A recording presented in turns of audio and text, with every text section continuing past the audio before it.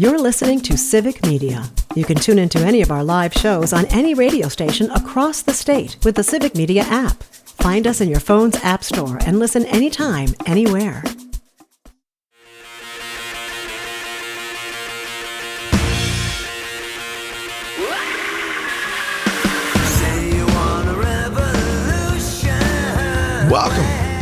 Welcome to the show. You are listening to the Rational Revolution. I am Mark Becker, your host. Oh my goodness! It's another week. We've got a lot to talk about, as we do every week. We had thanks last week to Congressman Mark Pocan that came on. If you wanted to hear that, check out the episode wherever you get your podcasts. Check out our social media pages, civicmedia.us. Everything's there, including this episode. And you're not going to want to miss it because our dear friend, the mouth of the South himself, Mr. Carlton Huffman, friend of the show, is back. What's up, dude? Well, it feels like I age about 4 or 5 years between each appearance on this show. I know. Between all the news and everything that we've had to digest. I mean, my Atlanta Braves go down. Yep. Georgia beats Tennessee, but then falls to Alabama. So just on the sports side of things alone, it's a roller coaster. Never mind everything else going on in the country and the world. Yes. Yeah, you got your Carolina Panthers shirt on for those of you that are tuning in from the radio. I was looking, you were here last, I think in July. I believe so. It's been a long 4 years, these last couple months. I don't. And it doesn't seem to slow down. I mean, no. Before we really get into putting the screws to this administration, I mean, I do want to get them. I do want to give them some plaudits, especially with the announced deal, getting the Israeli hostages that were taken on October 7th by Hamas out of Gaza and returning home to their families, and also ending this, hopefully, knock on wood, ending this horrible war in Gaza that has brought so much suffering to too many on both sides. Well, you know what, we could start there too, because I wanted to talk about that, and it's, you know, if Trump was the one that brokered this, I mean, I do want to give him credit for that. You know, because I would credit where credit's due. With this show, we talk about how it's not about left versus right; it's about right versus wrong. And I think, you know, even the most stark critics can admit that was a legitimate diplomatic achievement. You know, it's a huge deal.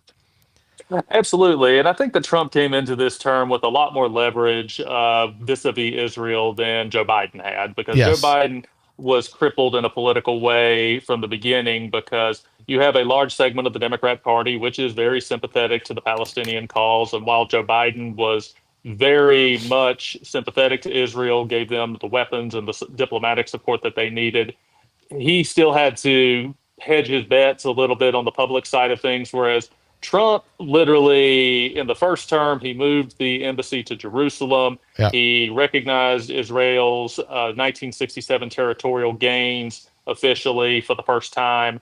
And then also in this term, he bombed Iran. So that gave him tremendous leverage with the Israeli public to sit there and say, I've went to the mat for you. I've actually done something no other American president has done, and that is to put U.S. forces in the firing line alongside the Israelis as they were bombing Iran themselves. So that gave Trump enough leverage to sit there to tell Bibi enough's enough, that if we get a deal, if Hamas says that they're going to release the hostages, you need to take that deal. But also if Hamas refuses to take that deal, then we can basically say that they are not good faith actors and Israel can do what they need to do. Right. I do think that to an extent there was a pretty rapidly closing window on that, however, too, because of all of the pressure from other international countries that are saying we are going to recognize a Palestinian state.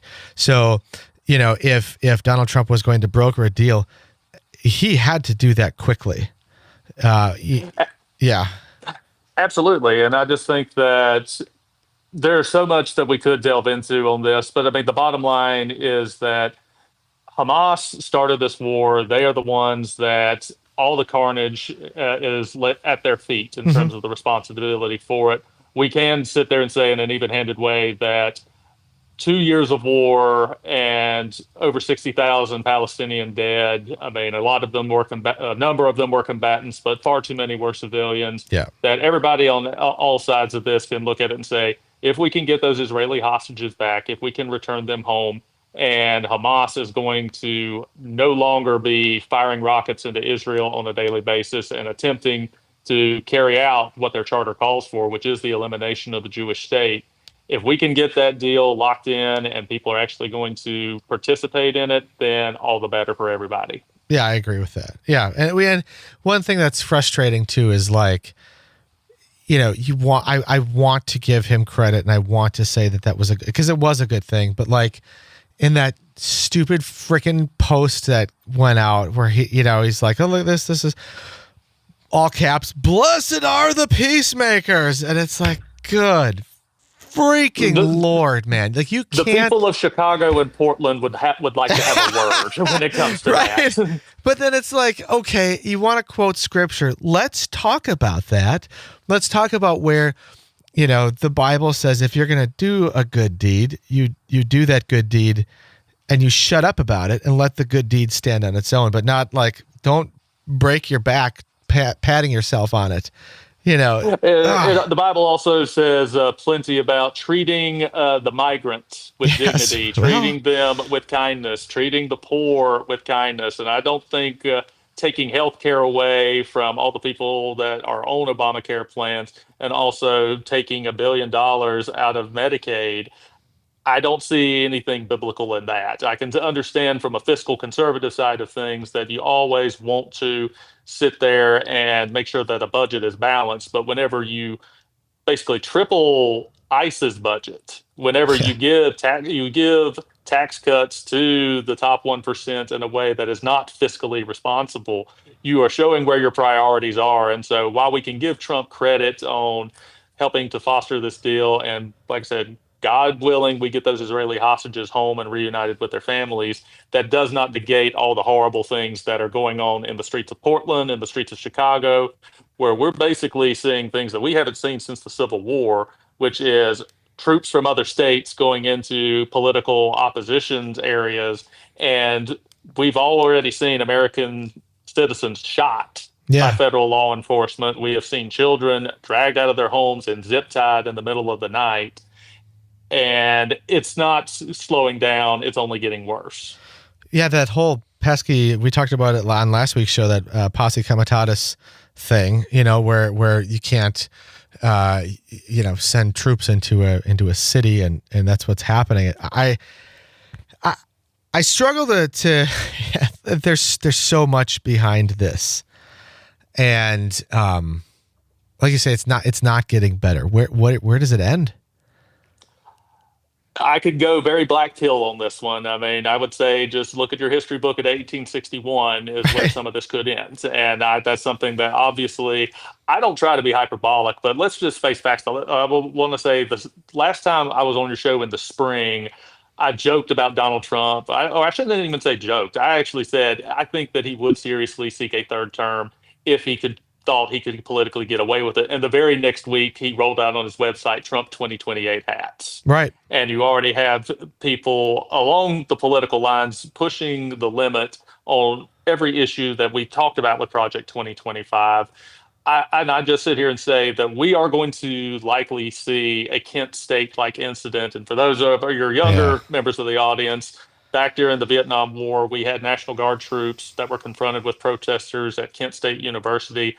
And the protesters were getting rowdy. They were throwing water bottles at the troops, and the troops fired into the crowd. And we had American kids dead on American soil at the hands of their fellow Americans. And that's something that I will sit here and say. And once again, people might get their guard up whenever I say it, but I truly think this White House wants that. I can remember whenever I worked with the Trump campaign in 2020, whenever you had the tear gassing of protesters on Lafayette Square, you had them fist bumping, thinking this was a great thing. They even had the poster picture of Trump walking across the square with his aides and General Mark Milley, and they thought it was a political home run. Fortunately, the politics of the day backfired on them, but they learned the wrong lesson from that. They think we did not go hard enough, and they are referring to American citizens as terrorists.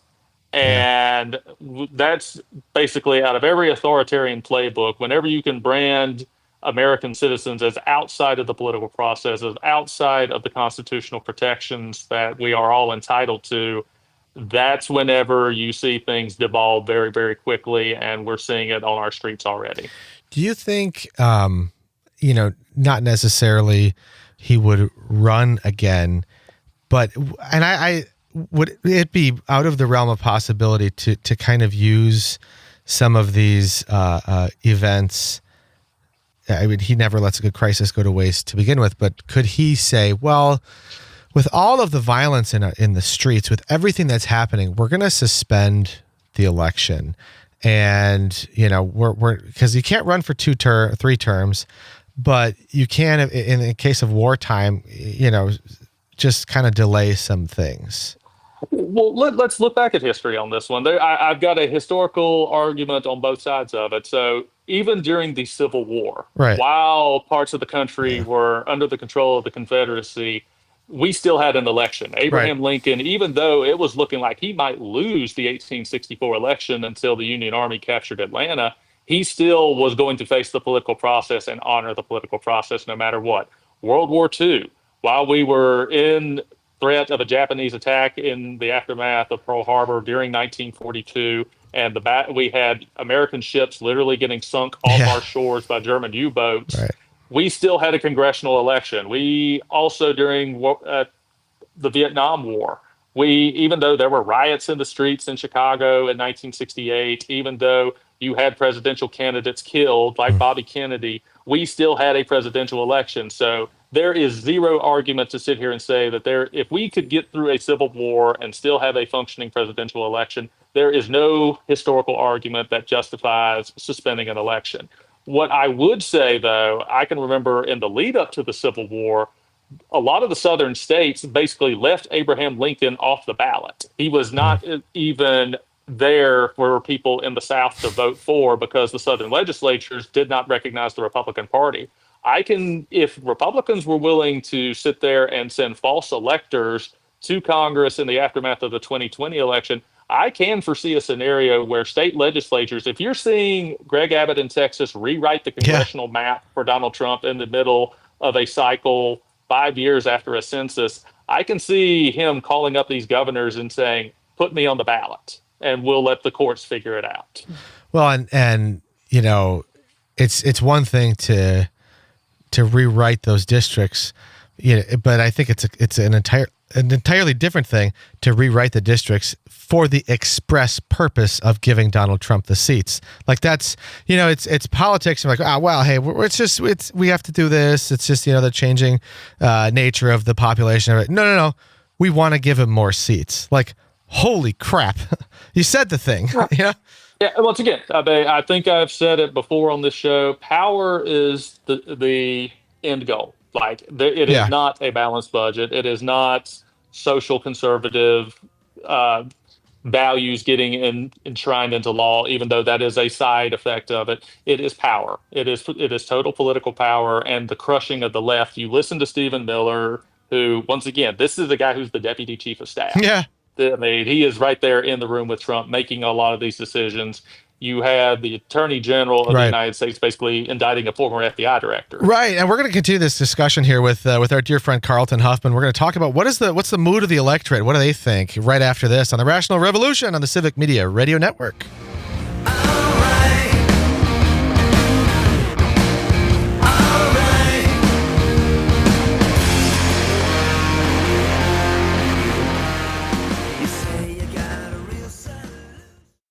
You're listening to Civic Media. Stay up to date on the latest news and information for your local community and Wisconsin by signing up for our free email newsletter. Visit civicmedia.us/email to get started.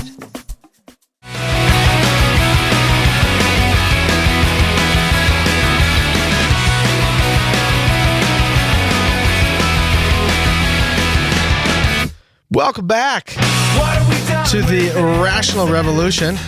We've got our dear friend Carlton Huffman, who was an operative with. I totally forgot that you were with the Trump campaign. Holy cow! I remember that. They loved you better. Mea culpa. Yeah, well, dude, I mean, you helped the media out. I don't know how much I can say, but yeah, you know what? And moving on, what do the voters think of all of this? I mean, they've got to be smart enough to see through the BS. No. Well, whenever Facebook first came out, it allowed you to designate your relation status, and so I would sit there and say that old status, it's complicated, applies in this case. Yeah. When it comes to Trump's signature issues, the economy and immigration, he is falling down into the 40s and in some cases into the high 30s. So his signature issues that he has always had his brand rely on are basically collapsing underneath him, because we've seen the dollar lose 20% of its value since the start of the year. Gold has gone from 2,500 an ounce to over 4,000 an ounce. You see the job gains have basically ground to a halt. And we got Trump firing the Bureau of Labor Statistics chief because they were given job numbers that he didn't like. So, and he's basically proposing to rewrite all the economic markers, including the times that companies have to report their earnings, basically to try and get rid of any data that is going to counter the narrative. I mean, he even said it just a few days ago that interest is down, inflation is down, which is clearly not the case. And he said that prices are down, which at the beginning of the year, I was paying $14.99 for a pound of ribeye beef. It's up to $20+ a pound of ribeye beef. So when it comes to the economy, people realize, okay, he has not made it better than what it was under Joe Biden. When it comes to immigration, they are looking at the ICE raids. They're realizing, okay, we're not just going after MS-13 or Tren de Agua gangbangers. We are going in and going after daycare workers. We're going after factory workers, people who work on the farm, people who keep our economy going. And he's going after them. And that's an underreported fact, that the labor market and the labor cost is going up for people. And that's another cost on top of the tariffs for companies in this country. Where it gets complicated is that people still look at the Democratic Party and still don't think that the Democrats have really internalized any of the lessons from the Biden years and from the 2024 election. Democrats have found a mode where they can oppose Trump and they can put like points on the board when it comes to policy, but have they figured out who they are yet? They haven't, unfortunately, and they still have time to do that. And as far as elections, we're actually going to get a good barometer. I gave credit to Wisconsin back in April when in that Supreme Court election, it was a double-digit win in the face of all of Elon Musk's money for that Wisconsin Supreme Court seat. In just a few weeks, we get governor's elections in Virginia and in New Jersey, and in every special election around the country, we have seen Democrat turnout and Democrat enthusiasm is dramatically up compared to the 2024 election results. But whenever a lot of money is on the table and whenever the Republicans are fully engaged, we don't have a definitive marker to show where the voters are. We're going to get that here in a few weeks in Virginia and New Jersey. It's so wild. Like when we were both in the party in Wisconsin, we would talk, and it was kind of common knowledge that in the midterms we would do better. When turnout's down, we do better. And it seems like that is completely flipped on its head.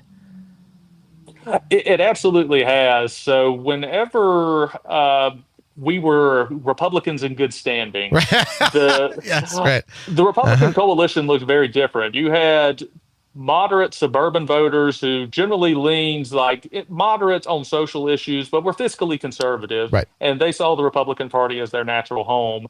In the Trump era, it became obviously a lot more populist, and that attracted a breed of voter who, in the past, voted for Barack Obama, especially in the Midwest. I mean, you had folks who voted for Obama both times, but have now voted for Donald Trump 3 times in a row in a presidential election because he campaigns on grievance. And these are voters who they did accurately diagnose that they got screwed. Beginning in the early 2000s, as we saw outsourcing of manufacturing jobs, we saw the financial crisis where the big banks got bailed out while we all had to deal with the consequences. And while we did have a recovery during the Obama years, that recovery was not broad-based. It was not across the board. It was not evenly distributed. And Trump was able to sit there and say to these people, you're not feeling good about your circumstances. We know you got screwed. I'm going to give you somebody to I blame. am your And that's why the retribution. Yeah. coalition has shifted. And those voters Yeah. that show up whenever Trump's on the ballot, they do not always show up in the midterms. And that's going to be the Republicans' biggest challenge whenever we head into next November. Yeah, it's fascinating, and I see with the Democratic Party, are they like holding their powder dry and just letting the Republicans just run roughshod because they know that, hey, this is gonna, at the end of the day, this is gonna work in our favor because they're gonna just screw stuff up so bad. And they would be making the same mistake that they made in the 2024 election. I mean, when Biden was on the ballot, they assumed no matter what people think about Joe Biden and his ability to do the job, they do not want a 37-time convicted felon with with a record of inciting an insurrection at the Capitol to overturn the results of an election he lost. And then whenever they switched to Kamala, they said, no matter the fact that we didn't really have a chance to have a primary and debate the issues, that as long as Trump is the alternative on the ballot, that the voters will always choose the alternative. And we saw that that plainly was not the case. Trump did win the popular vote, and that's something that is painful to admit. And it's a very different reality than Right. what happened in 2016. You can't blame the Electoral College. You Right. can't blame just a fluke. It was a systematic across the board. Donald Trump won Right. the popular vote, and he won with the broadest Republican coalition since Dwight Right. Eisenhower. And we're going to talk about this, the military and all that good stuff coming up here at the next segment here with our dear friend Carlton Huffman on the Rational Revolution on the Civic Media Radio Network. Stick around.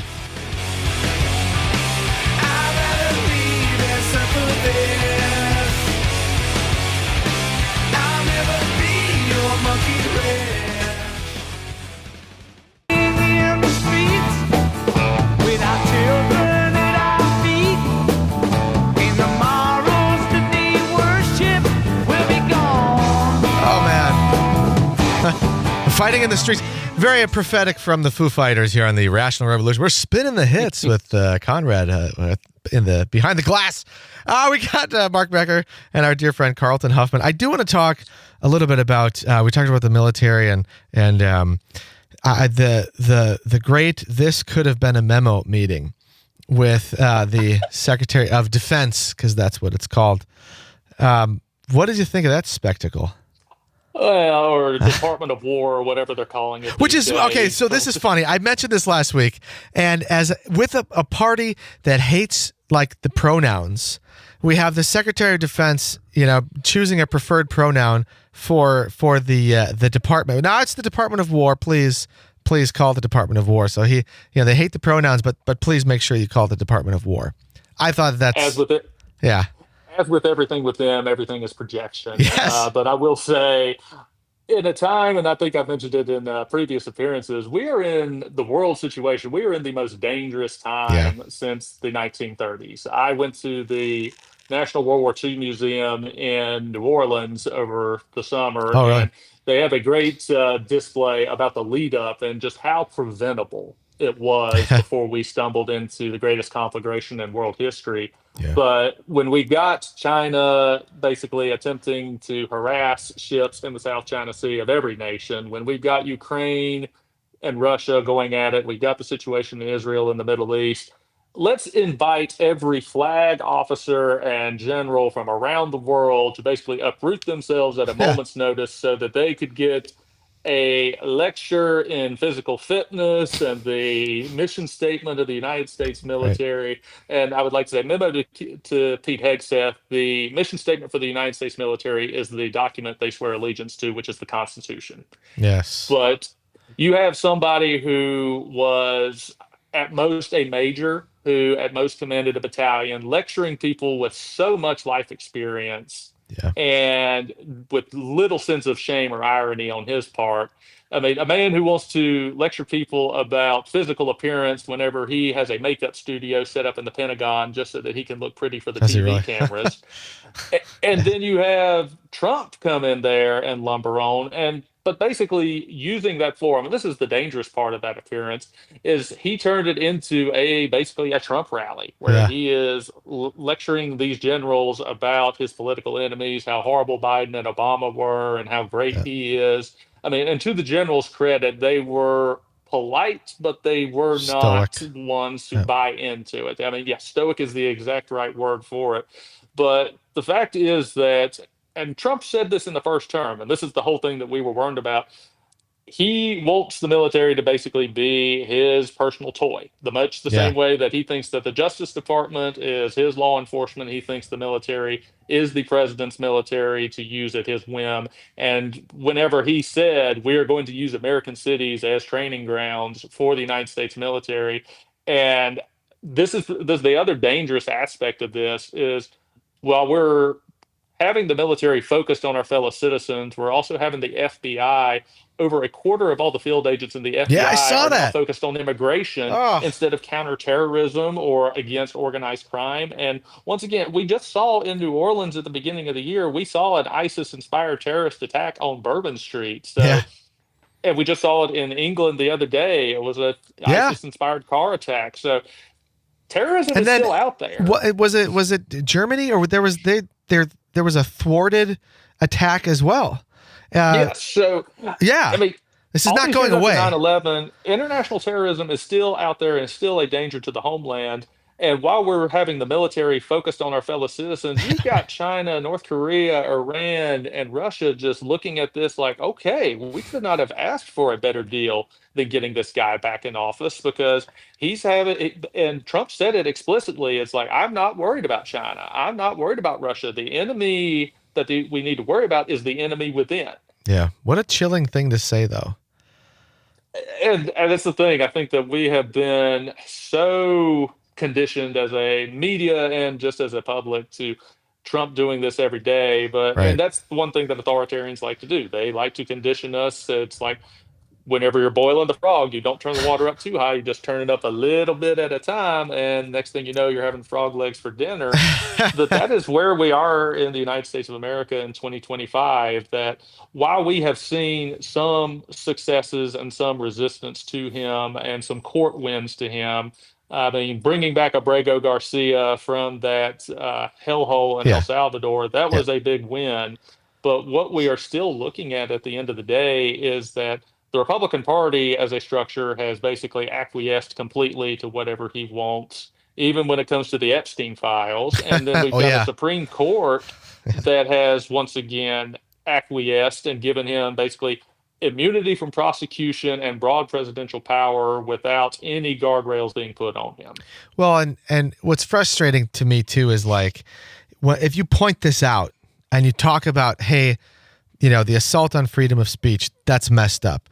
The idea that you're going to send troops to in middle of cities, that's messed up. When you talk about not swearing in someone who won an election just because you don't want to, like, that's messed up. All of these things are, if Biden did like half of one of these things, oh my God, Fox News would talk about this for months. Sean Hannity would lose his mind. That would be on his monologue every day for 6 months. And if we talk about it and say, boy, this is not okay, then we have Trump derangement syndrome and everything. And we just don't understand humor, or we don't understand Donald Trump. It's like, hold on. No, we understand that this is a march towards something that, dude, I didn't even want to know where we're headed. And I will sit there and say that once again, projection is everything with these people because the one thing they would always characterize, whether it's never Trump Republicans or former Republicans like you and myself, whether it is Democrats or liberals at the left, they always basically said that we all think the same things, we Yes. all recite Right. the same talking points. But in the reality is that you look at their messaging machine, I mean, like Pravda, the East German propaganda machine, North Korea, they could not hardly ask for a better propaganda machine Yeah. than what you have in the Rupert Murdoch aligned media, talk radio, and you increasingly see it in these podcasts. I mean, the late Charlie Kirk, I mean, his assassination notwithstanding, I mean, he knew how to drive a He was message, incredibly and you saw effective. it in the response to his assassination. But you can also see too just how dark it is getting whenever you've got Tucker Carlson out there and Candace Owens pushing anti-Semitism, while at the same time the Trump administration is cracking down on universities allegedly for Right. anti-Semitism. So just Right. cognitive dissonance does not matter to them. Once again, as long as they are winning the political argument and winning political power to crush their enemies, logic does not apply. Well, and like I didn't even touch on that. That slipped my mind. Oh yeah, if you want these federal funds, you're going to teach things that are aligning with my agenda. What the hell? Holy crap. After everything with critical race theory, after everything with DEI, and just the whole need that we needed academic freedom, we needed a counterpoint to all these lefty professors that are indoctrinating people. But at the same time, like you've got Prager University basically infiltrating the curriculum of all these places, and you see it in like a lot of these red states where there is no Democrat opposition really to speak of in the legislature. They're basically trying to have the curriculum dictated by places like Prager University. Mm-hmm. I mean, it is something that is getting very spooky out there, very scary. But I just would tell your listeners, as dark as it feels, I mean, we still have the opportunity, especially in Wisconsin. Yeah. You'll have another state Supreme Court race coming up. And if y'all are able to win that race now that Rebecca Bradley has taken herself out of the running, that will set everything up very nicely for y'all to keep the governor's mansion and hopefully take one or both houses of the legislature next November. So as we're talking to Carlton Huffman, you were a pretty high level operative, and so you know politics. You know this. Put on your operative hat or your strategery hat, if you could. If you were advising the Democratic Party, what would you say they should be doing in both fighting this and also, effectiveness and preparing for what's to come? What should because they're getting a lot of crap for like you're not doing anything, you're sitting on your hands. We talked about that a little bit. What should they do? Well, I would say I agree with what they're doing in D.C. right now. Holding the line on these Obamacare subsidies is a great thing because, I mean, as much as I thought that it was bad law, and I will still have my critiques with the law, if those subsidies run out, we'll see healthcare premiums double for people, if not go up even more so than that. So at times you do have to go at Trump, but at the end of the day, what was effective in 2006 and in 2018, whenever the Democrats were in tough midterm elections that they rode to success, you have to just point out those kitchen table issues where people are getting hurt. It's like you're paying more for groceries, your health care is getting more expensive, you're not seeing any relief from inflation. And oh, by the way, there's a soldier outside your door right now. And you just sit there and ask, is this the United States of America that you voted for in 2024? And I think that you can make the case to a lot of these soft Trump voters who just saw the Democrats as too woke, who saw the Democrats as not focused on the economy, and who were basically, I mean, you had Biden and company telling folks that inflation was transitory and that Bidenomics was working. You have to basically sit there and point out all the fallacies in what Trump is saying.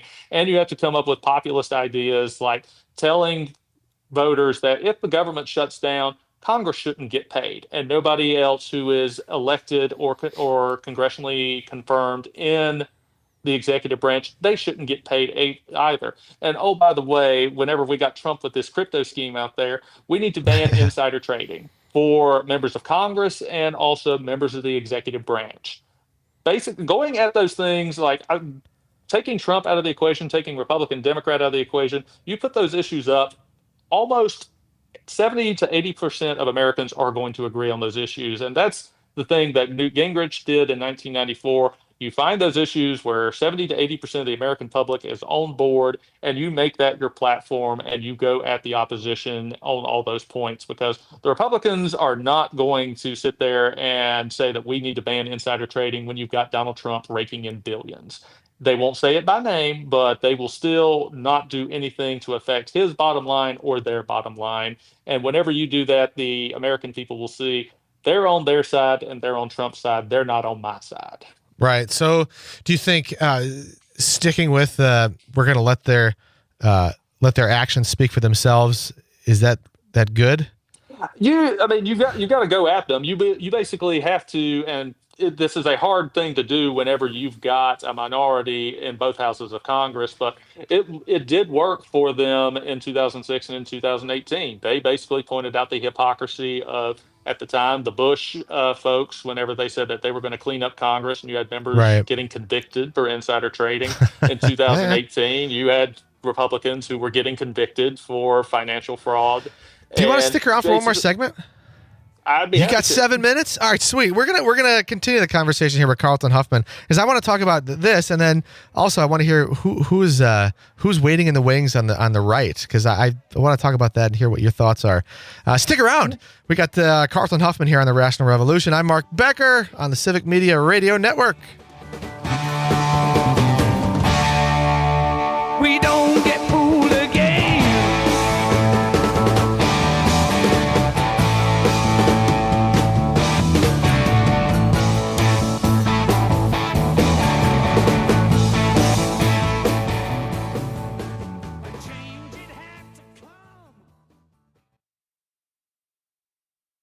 You're listening to Civic Media. Find the latest news, information, and archives of all your favorite shows on the Civic Media website, civicmedia.us. Another word for nothing left to lose. Nothing. I mean, nothing, honey, if it ain't free. Welcome back to the Rational Revolution. Oh, appreciate all you guys sticking around. If you have, some comments, I'd love reading texts or emails and all that kind of stuff. Find us at civicmedia.us. Share the show, like the show, trying to grow the show as well. But we got Carlton Huffman here, former GOP operative, and I know you're still close with. I'm not going to name names, but I know you are still close with some national figures that are big in the party. Looking forward. Who's the next Trump? Can there be someone that takes this movement and, is it going to be like the Diet Coke version, or what happens next? And it's one of those things that it's hard to look ahead 3 years. I know. You can see the people who are already jockeying. You can see Right. the people who want it. And these are some of kind of like the, if you're a Mean Girls movie fan, look at the Gretchen Wieners of the world right here. But, you've got a number Nice. of figures. I mean, obviously J.D. Vance wants it really bad. Yes. Ted Cruz, he wants it really bad. You and think? is making moves to that effect. He's trying to. He got his butt kicked by Tucker Carlson, which was weird. That was so weird. I'm watching this and I'm like, get him, Tucker. Politics makes for strange bedfellows. Yeah, that's Marjorie Taylor Greene. She's one that you should keep your eye on. For real? As odious as she can be in many ways, she has probably distilled like the America First agenda down on a policy manner, and is never underestimate her ability to get attention. For some of your left of center listeners, that might sound like, how in the world could you possibly say that? Well, you look from the conservative side of things, a right of center perspective, people think the same thing about AOC. Yet AOC on the Democrat side is probably the id for a lot of people. Yeah. And so I would keep an eye on Marjorie Taylor Greene for the future, that she has a Can she get over Jewish space lasers? Trump got over a lot worse than that. Yeah, fair. Yeah. Well, I was on a round table and I famously said on live TV, Trump will never be president. I said that, and I was like, that'll never happen. Well, and trust me, she is one that I would hate to see get in there, but she is one that she gets a lot of people excited. And it's the one thing that you're seeing on the right. And I kind of hinted at it earlier. You're seeing Tucker Carlson, you're seeing Candace Owens, you're seeing Nick Fuentes of all people.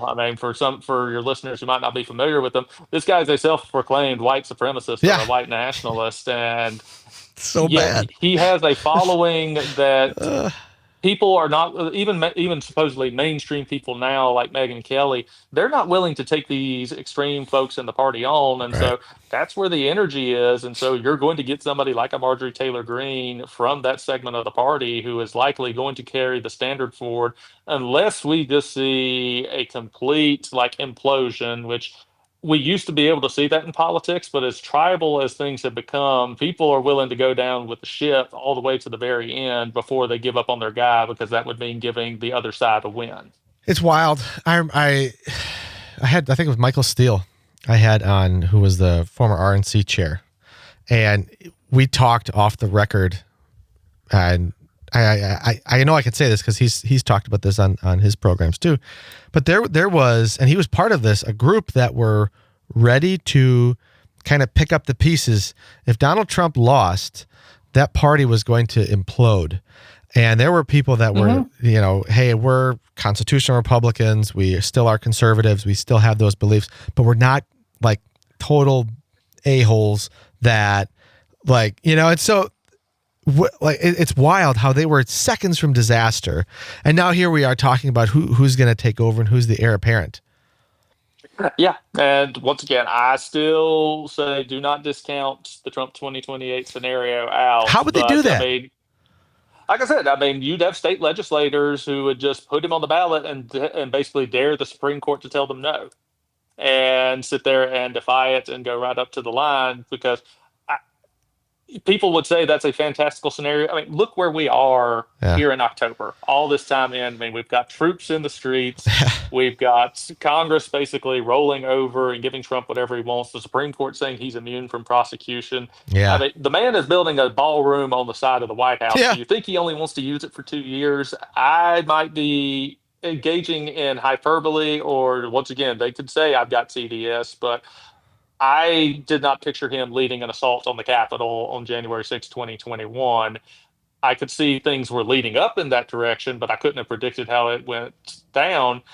The worst case scenario keeps on going further and further down the field, and it doesn't seem like anything is arresting that decline. And that's the thing is, you talk about we're accused of TDS and Trump derangement syndrome, but like everything that happens, it's like, no, he's not going to do that. No, he's not going to do that. He freaking does it. He, like I said, once again, whenever they said he would never use the Justice Department to go after his political enemies, James Comey would like a word on that one. And I guarantee you, James Comey will not be the last person that they indict. He says he wanted to arrest next November. Yeah, he says he wants to arrest the governor of Illinois. Yeah. What? And that's the thing. We have seen this in other countries in history before, and we saw it in a manner Doesn't in our end own well. country. But when it happened in our own country, it was the 1850s, and we know what happened in the 4 years after that. Right. Like famously doesn't end well. We got like 30 seconds left. How would you, what would people do if they want to, if they see this and say, well, I need to do something about it? What can they do? Go to the Democrat Party of Virginia and Democrat Party of New Jersey's websites, sign up to volunteer, call, send text messages, anything you can do to help us get a big victory in New Jersey and Virginia, and then sign up with your state parties in whatever state that you're in. You've got local elections coming up, and also the spring election in Wisconsin coming up with a big state Supreme Court race. Wherever you are, get involved with your gubernatorial and down ballot candidates, because Wisconsin has a chance to sweep the table next year if they play their cards right. Well, I know we're gonna be talking about it with you many times between now and then. I appreciate your time, Carlton Huffman. Thank you all for listening. This was an awesome show, and we'll see you next week here on the Rational Revolution. I'm Mark Becker on the Civic Media Radio Network. Take care. Just one line in a world that keeps on pushing me around. The national news cycle never stops, but it can be hard to find news about your local community. Civic Media is dedicated to providing quality local and state news coverage across Wisconsin. With the Civic Media app, you can get notifications about local stories that matter to you and your community. Find the free Civic Media app in your phone's app store and choose notifications from the menu to tell us what kind of news you want to hear about.